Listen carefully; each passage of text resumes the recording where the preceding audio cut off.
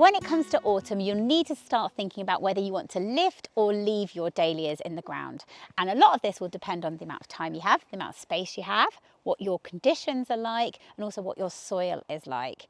For me personally, I tend to leave the dahlia tubers in my raised beds, apply a really good thick layer of mulch which acts as a blanket, and then this year I'm going to put a tarp over the top to stop them getting too wet if we have a particularly rainy winter.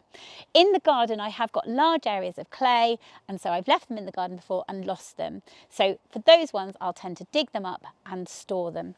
Now if you've decided to lift them and store them over the winter, when you first dig them out, they might be a little bit wet. Now, whatever you do, you can't put them into storage whilst they're still wet. They will definitely rot.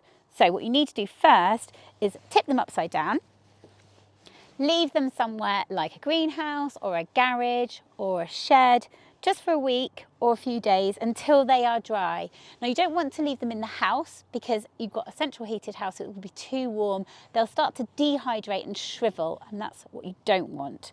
So tip them upside down, it will let all the water run out of the hollow stems as well. If you leave them that way, they could go into the tube and rot. Tip them upside down and lets all the water run out. And then what you need to do is get a cardboard box, preferably to plastic because that is still breathable. Fill it with wood shavings, which you can get from a pet shop or even from Amazon now sell it. And what that does, it helps to protect and create an insulation barrier around the tuber over the winter. And then I would store it somewhere as frost free as possible. A shed, garage is the best because they've got brick walls, tend to have brick walls, and so they're slightly less susceptible to getting frosted in there.